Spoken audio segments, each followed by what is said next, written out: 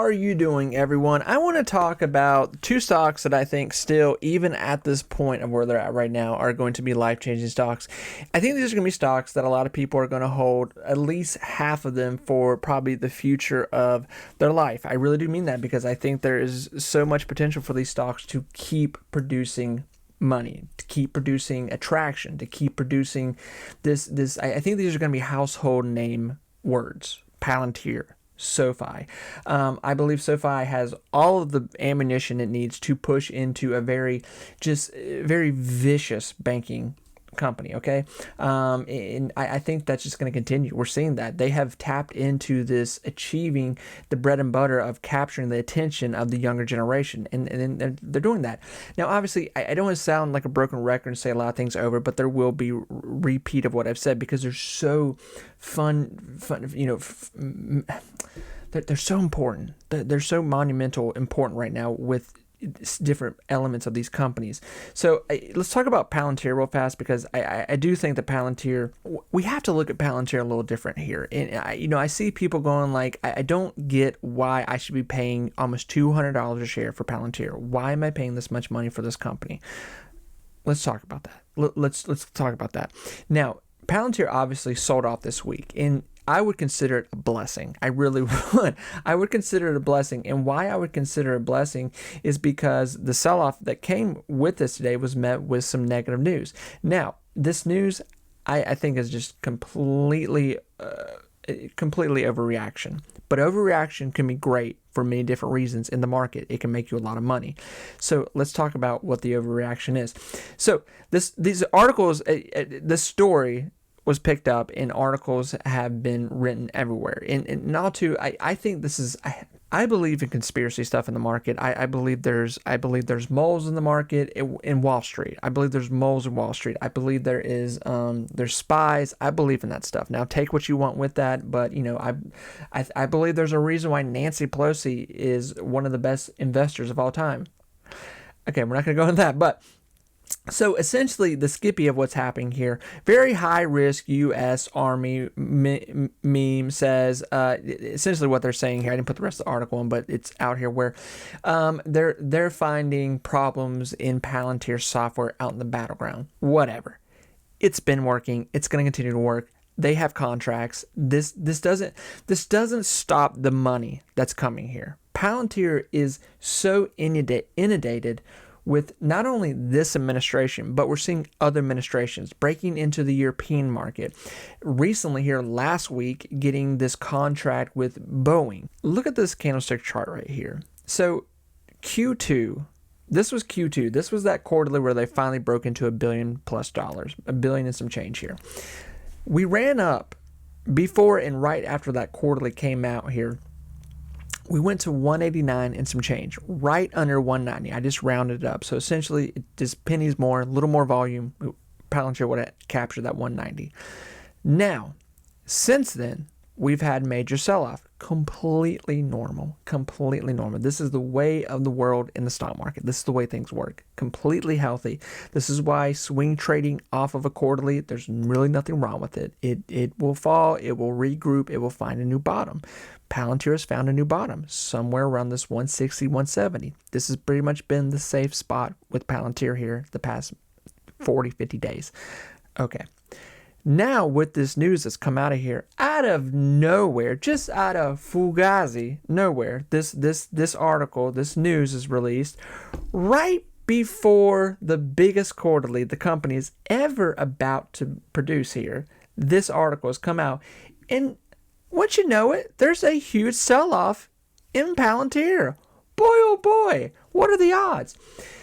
Not to mention the market's about to go freaking ballistic, okay? So, with that, we're supposed to get quarterlies here around November 3rd. Like I said, and analysts are already saying that, like, listen, we're not even trying to hype this up, but you can read this. They're saying, we know that Palantir, with the deals that it received before and after, especially, this next quarterly should be well over $1 billion. Okay, so once again, we're about to see maybe they're going to do 49, 50% on top of last quarterly growth. Okay, This is why when we talk about Palantir going to $200, big deal. Okay, $200 is not that big of a deal. We're $10 from the high of where we've been, okay? It's not that big of a deal. Now, obviously, that's a lot of money. That's a lot of volume. That's a lot of belief. But it'll get that. It'll get that. I know what is going on right now in Wall Street. I know that big money is going to walk in here this coming week or the week after when the market starts to pick up a little traction, just like it always does. Palantir is going to start getting bought up here. You watch. Week out, week and a half, Palantir is going to start to run well back up in the high 170s, 180s, and we're going to see it break into 190s. Probably right before the week we've all got our children out trick-or-treating and we're staring at our phones. Palantir will be close, if not into $200 range. Quarterlies come out. November. We will see Palantir probably breaking into $200. I could be wrong, but I highly think, and I'm willing to bet that is what is about to happen with Palantir. I highly expect that's what's about to happen. Okay? Now, I say that if you're swing trading, you're going, that's kind of my game plan. That's what I'm going off of. I'm going to sell, my position with Palantir like November 4th when it's probably running up the highest it's ran at this point. Okay, fine.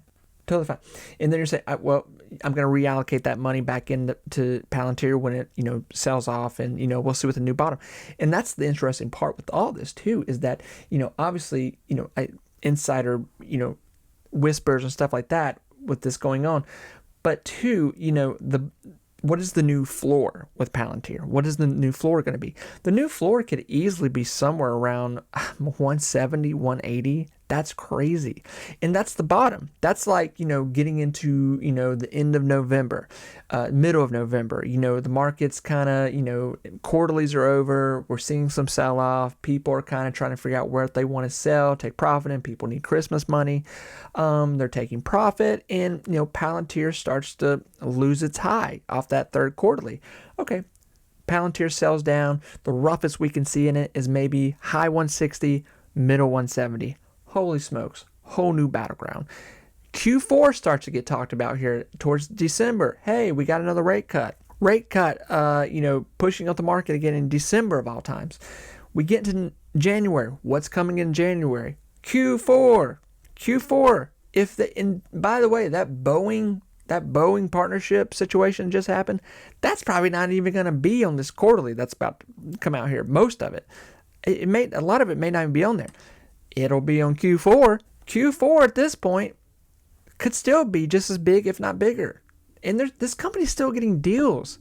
That's why I don't get this argument when people come out like, that's not going to meet quarterlies. What are you talking about? They're still getting deals. These aren't like, they're not getting like little $10,000, $20,000 deals. They're getting $1 million on top of 2.3 point year deals. Like they're getting crazy deals. This is why everyone's going like, I'm not betting against this stock anymore. I'm not doing it. It's costing me too much money to bet against it. People are having to fold. I've never seen investors have to fold to a stock so much. I mean, they did it a lot with Nvidia last year going into this year. I mean, betting against Nvidia at this point is ludicrous. But Palantir especially is just in such a growth pattern right now. It's criminal. It's crazy to bet against this. So friends, I hope this helps someone to, I don't know. I have to talk about this stuff. I don't know who this helps, but I have to talk about this stuff because this is kind of what I'm seeing, what's about to happen with Palantir. I've been here with Palantir for 3 years now. I have watched and been obsessed with this stock, how it's worked, and I think this is what we're about to see next. But if you're wondering why I put Tom Lee on the, thumbnail here, it's because Tom Lee, Dan Ives too, talking so dramatically about, hey, this may not actually be the end of the market as a lot of these bear conversations are happening. This could be, a very real conversation of like, hey, this might just kind of continue until we start to see signs of pullback with a lot of these tech stocks. And that's the thing. That's where it's so hard to agree with a lot of this conversation of there's going to be, it's a tech bubble. It's a tech bubble. It's not like all these tech stocks at once are just going to not meet quarterlies. Okay, there's going to be moments of where like, okay, we saw about 5 of them not do as well, some slight pullback, maybe a handful of them did not make quarterlies. We're not seeing that. It's actually quite the opposite conversation. And I remember even last year, this was a huge thing that was going on. Even, with Trump not at the helm here, we were seeing a lot of these tech companies that even now ones that are still doing good, they were still just executing quarterlies. But obviously, it doesn't help. The whole issue right now with a lot of people is that the market is so high right now. The S&P is going towards this 7,000 point range where Tom Lee has been projecting the whole year. It's actually happening. So, people are like, they just don't get it. And I get that too. And for me as an investor, the main thing that's always helped me is to look at the stock market Monday through Friday and go like, I don't understand where this is going. It's the God's honest truth, because there's so many moments in the market where I've seen people go like, this makes no sense. Why is this happening? There's just things in the market that you can't explain. It's still like the whole GameStop situation and just the AMC stuff and all that. And even now with where the market's going and in the economy and jobs and all this, it's just something that maybe you don't need to understand it. You just need to do what investors do. Invest, push, day trade, short trade, swing trade, options, whatever you do. Don't focus on all this other, fugazi negative stuff. Obviously, there's going to be crashes in this market. There's going to be a point where these AI stocks have kind of met a limit of how much business they can cycle up here. This is why I haven't really talked about this a lot publicly on my channels, but I'm very bullish on Nvidia. But I'm very bullish on Nvidia because I'm very bearish on some other chip stocks. I think AMD is a very great company, and there's, even this whole situation going with Intel and all that. The problem I see with Intel and AMC is that, yeah, they're going to run out of customers. You know why? Because NVIDIA's taken all their customers. Because NVIDIA has so much money, they're able to just do what they want, and they've become a household name. Okay? NVIDIA is a household name at this point. And, 5-10 years ago, NVIDIA was essentially just like this video game chip maker. Now it's become this robots, video games, in defense, war stuff. There's so many avenues for these chips now. That's why I say look at Palantir as this household name. This is a very real situation where Palantir looks and is molded into this shape it is right now. It's doing very well, just now hitting $1 billion quarterlies. But let's think about 5-10 years from now. What if this just keeps doing well? 5 years ago, Nvidia wasn't making $40 billion plus quarterlies. Okay? It was making very good quarterlies, but it wasn't making this amount of money. And that's not to say Palantir, and for the person writing the comment, I'm not saying Palantir is going to be producing $40 billion quarterlies in 5 years. Mathematically, that doesn't makes no sense. But what I am saying is, 5-10 years from now, 5 years, yeah, maybe they could be making $4 or $5 million quarterlies. At the worst. That's not bad. That's not bad at all, considering where we're at right now. So, friends, I'm very bullish on Palantir. I am not going to bet against it. I'm just not. Until I see reason to say like, whoa, hold the brakes, pump the brakes here. I'm just not. I think Palantir is obviously going up to $200. I think the question is at that point is how much further can Palantir go? What is it producing? Deal wise, where is it going to? Make us the people that are so crazy and bullish on it, like me, go like, okay, I want to. I'm staying with you. I'm following along here, but for me to mentally, see where this is going. Where are we at with deals at that point? Maybe it's still going, I would imagine it is. And to talk about SoFi, I just talked a lot about SoFi here, but I do want to say that I do believe SoFi is becoming, and it will be a household name, more or less. Because, one thing that SoFi has done here, it's obviously pushed into the newer generation. But that newer generation right now is, what are they doing? They're getting loans. They need house loans, car loans, business loans, personal loans, credit cards.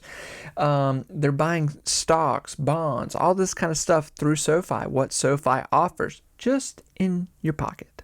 This is what SoFi has really pushed into here, where other banks have kind of fallen short. And not only that, SoFi pushing into this reality of what's coming, regardless if people want to take the time to understand it, can understand it, which is totally fine. I'm not trying to be mean by any means, but the crypto situation is here. It's staying. It's becoming more of a reality each year. Just that act, the Genius Act they signed. That is going to really amplify things into the future. That's just the first pillars of what's coming here with the whole crypto conversation.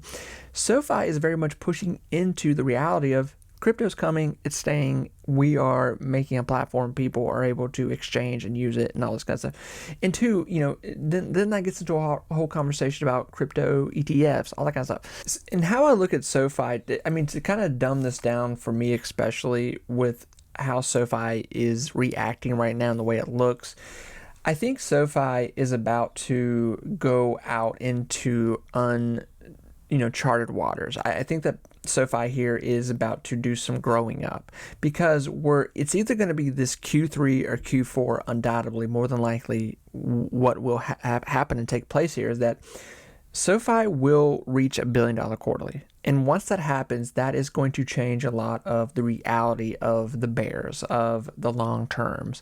What is coming here in 2026?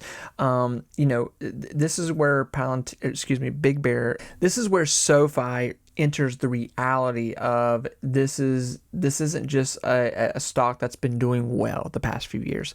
No, this is very much getting into the realm of it's becoming a very, predatory bank out there for other banks, where it is taking customers, it is taking a generation with it, and it's going to continue to cycle into that throughout the next 5-10 years into this next decade.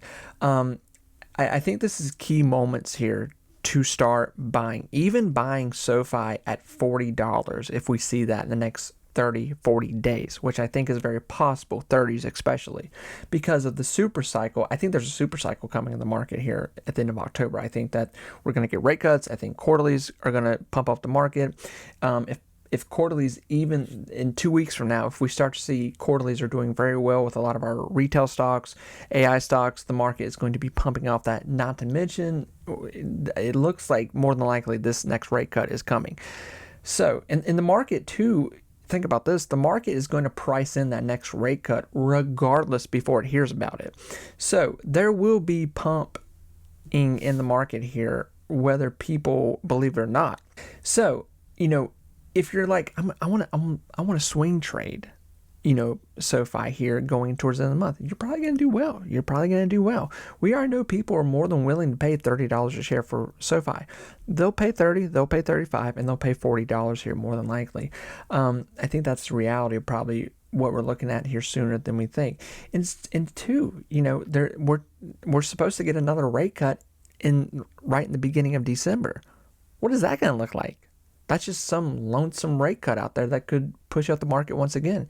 Usually December is pretty, boring in the market. People are selling out, they're taking profit, need Christmas money, trying to get their taxes set up for next year. What is this going to look like? It's a wild year. But fundamentally, this is the last. This is like the last little stage of SoFi being this little bitty kid stock out there. This is real conversation at this point, where this thing is about to move out and, be this big stock, be a big boy stock. This is becoming a big boy stock very, very rapidly in front of us. So, friends, that's my spiel. I'm just a guy. I'm just an investor. I'm just one of you. I want to see everyone do well in the market. I think the stock market is such a key element for anyone to change their life financially, whether you're needing a little extra money monthly, your long term obviously should be a great mindset for you as an investor. But there's so many avenues, especially right now. Such a bull market of what we're in right now. There's so many avenues to make so much money. I think this is key moments right now for a lot of people that they should be paying attention to this market. Friends, I want to wish all of you the best of luck. I will talk to you again very soon, and I appreciate you listening to me yap my gums and express myself. I really do mean that. Bye, everyone.